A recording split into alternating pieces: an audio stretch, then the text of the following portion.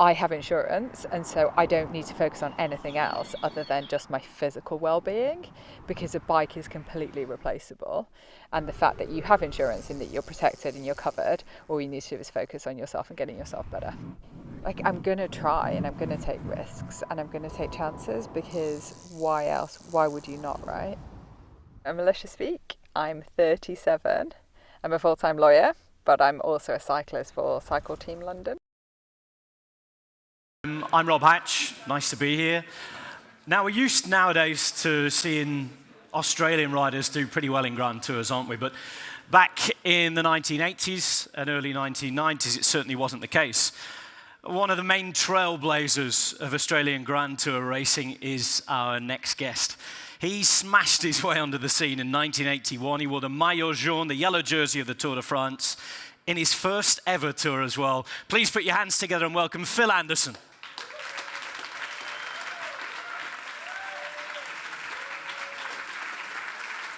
Thanks very much, Rob. I don't know if it's working.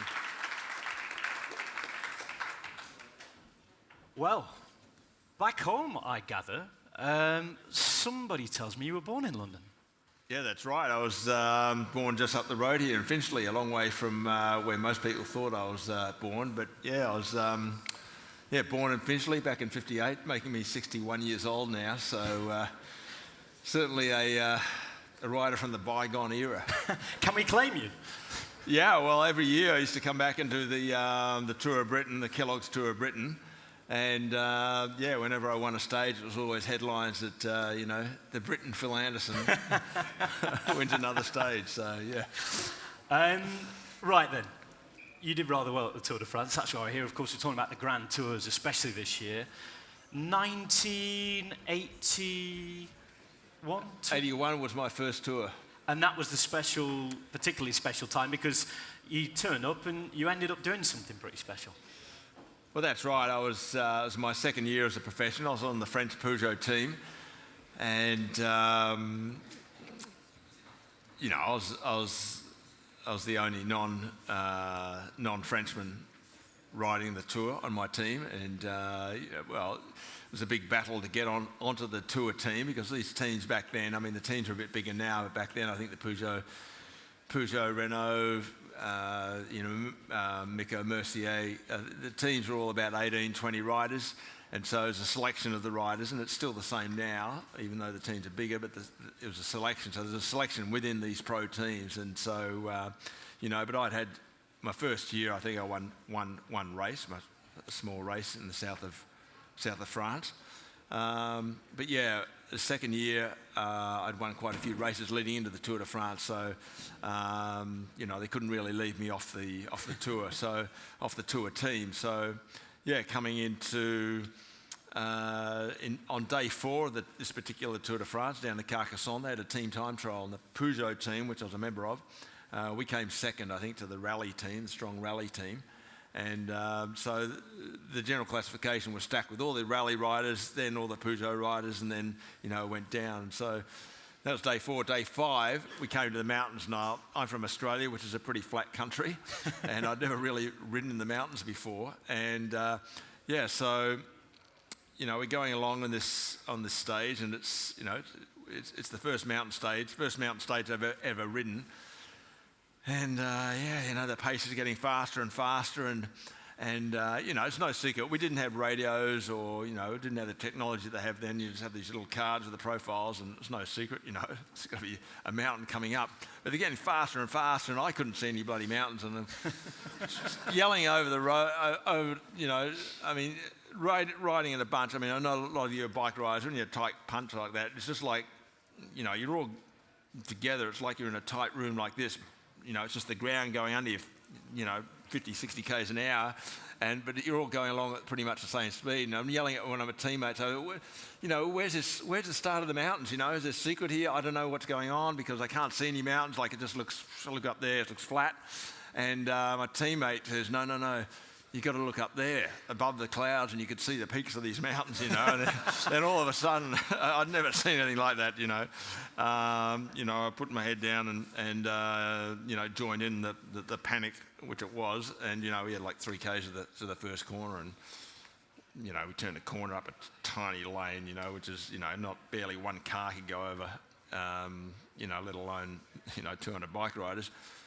Go up this hill like a bunch of banshees, and I just noticed that gaps were opening between the riders, and I was just sort of leapfrogging between, over these guys which are leaving gaps. And we get to the top of the first climb, and there was only, the field was basically cut in half. So from 200, we went down to 100 riders. Now I should go back and tell you that our leader for this Tour de France was Jean-René Bernadotte, a very good rider in his own right. Now he's a director of a top French team, and my job was to look after Jean-René.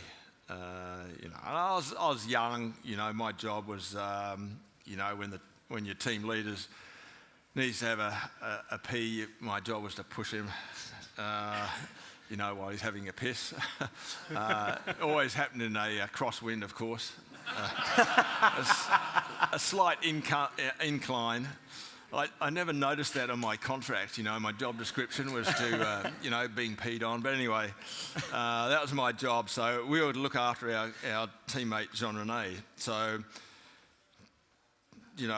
we get to the top of the first climb. We're down to 100 riders. Down the first descent. And I'd never been like I said, I'm from Australia, we have no hills. We'd go down this first descent. I think I had an erection actually going down this mountain. So I know this is an adults only venue here. So anyway, down, up the next climb. The excitement went away very quickly. We're going up the I think it's the Puy-Sud, and and automatically the size of the peloton, cut in half. Guys are getting shelled out the back, and I start recognising riders around me. We had like 4 mountains, so we go down another exciting descent, and back up another climb, the penultimate climb, and I recognised guys around me because I had them on my posters, in my bedroom back home. It was really amazing. There's 7A over there, and Hino, of course, a big hero, and but anyway, we go to the top. There's only like 30 riders left at the top of the penultimate climb, and go down again, and then we come to the last climb. It's the Plateté. They have a finish there every couple of years, well, every about 3 or 4 years they have a finish there now, ski resort. No, I'd never seen snow, I'd never seen, ski resort or anything like that. And, we just get to the bottom of this last climb, it's a mountaintop finish, and Lucien Van Impe, another sort of idol of mine, he took off.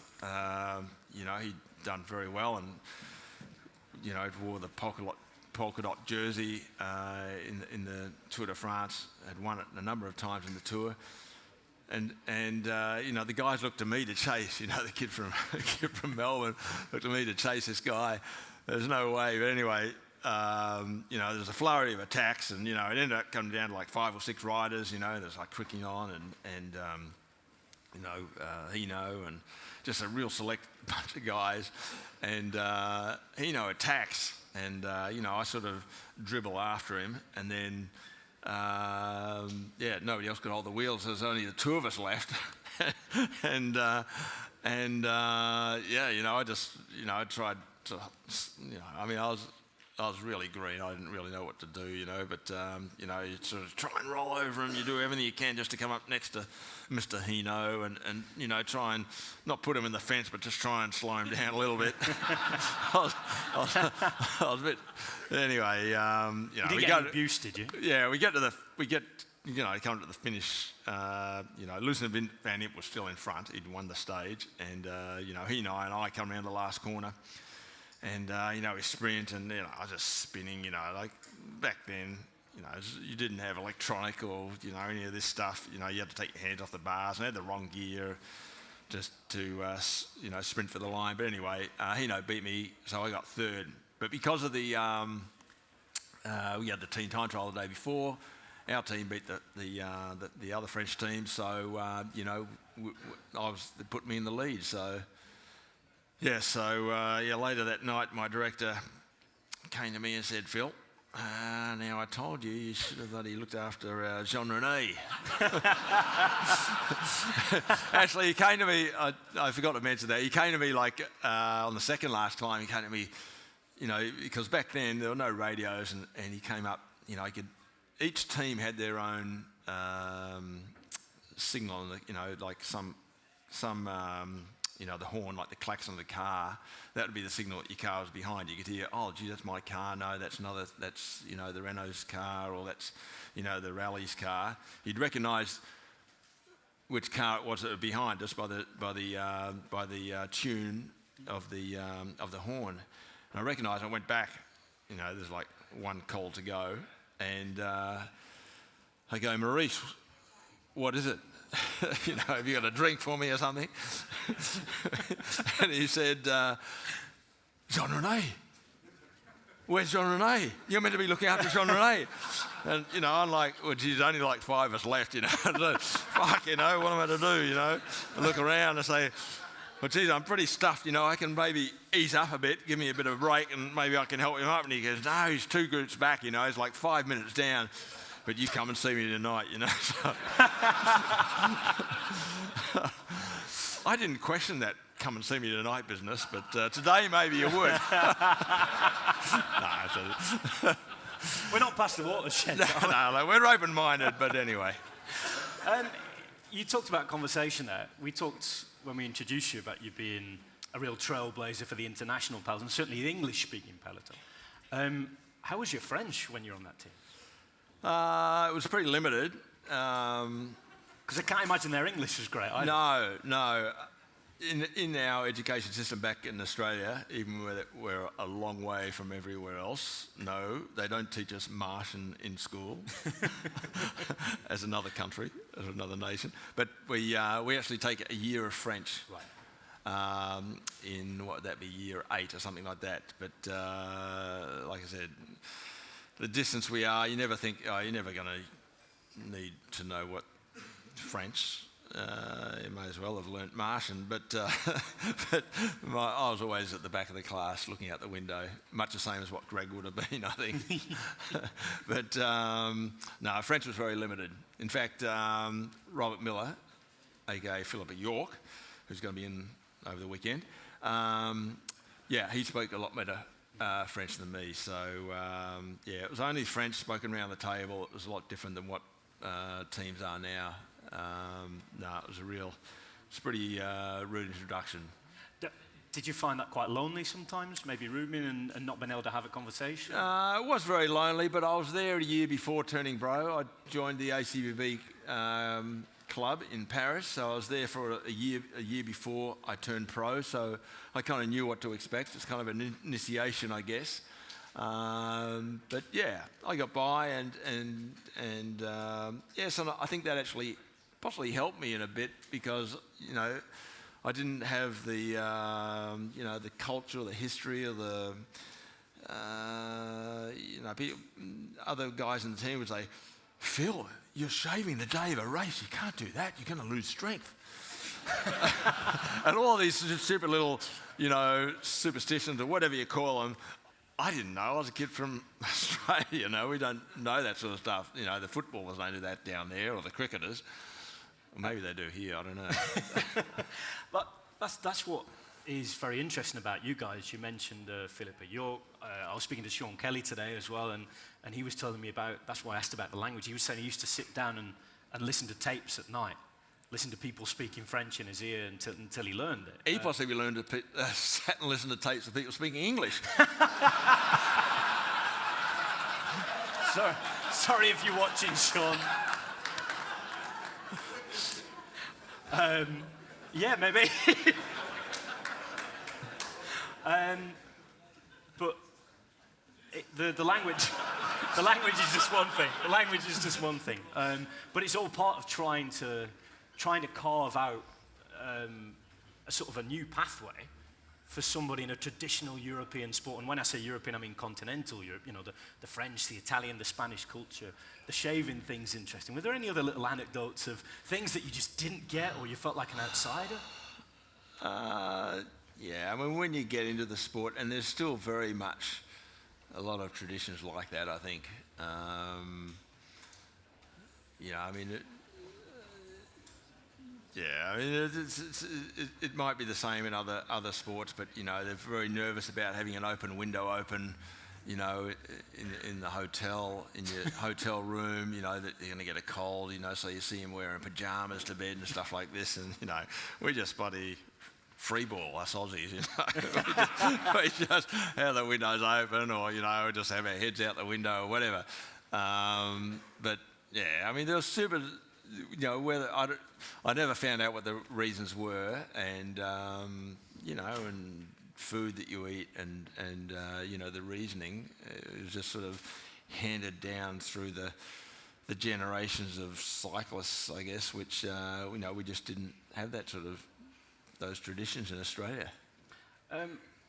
Going to the tour then, I know you keep in touch with the tour and you spend a bit of time at the tour now. How's it changed over those years?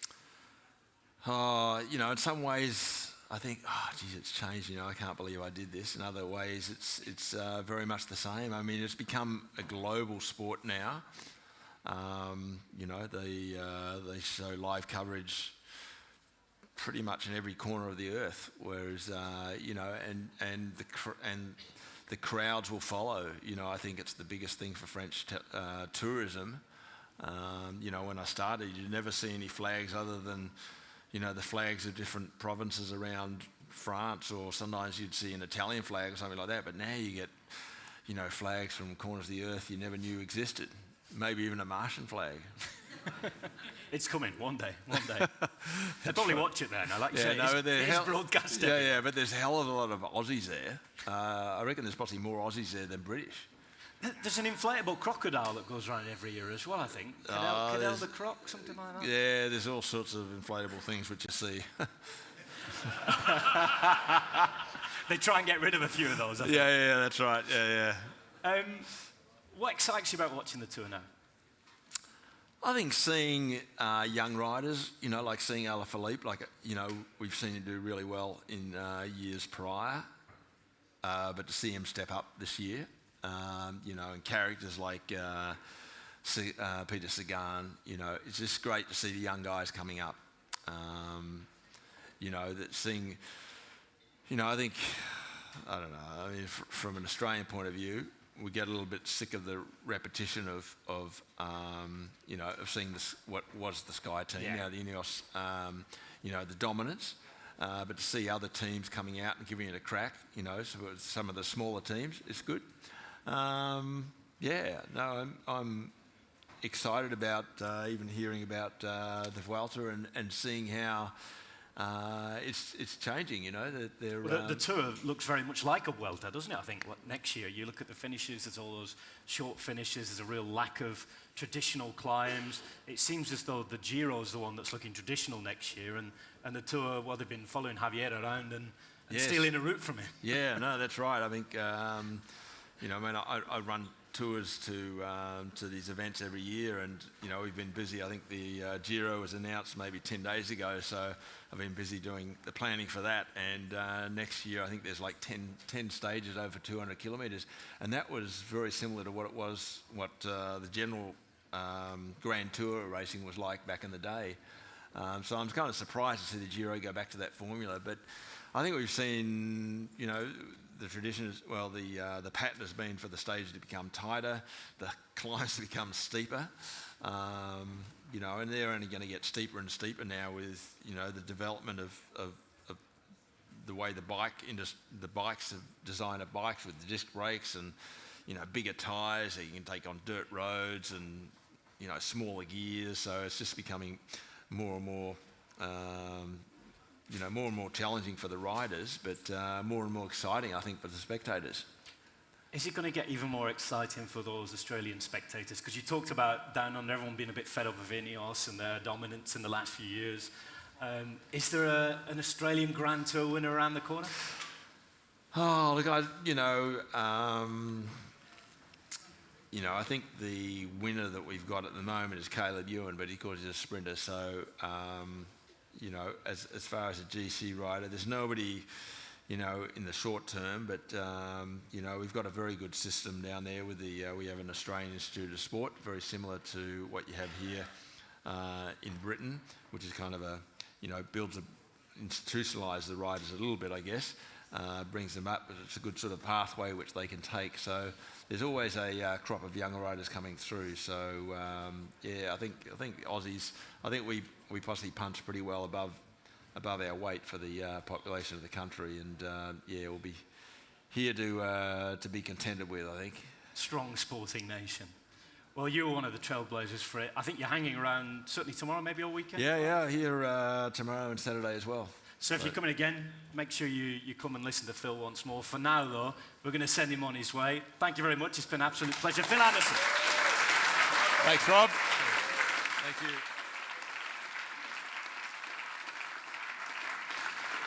Well, don't go anywhere just yet, because we have the Trek Segafredo team kit for 2020 presentations coming up.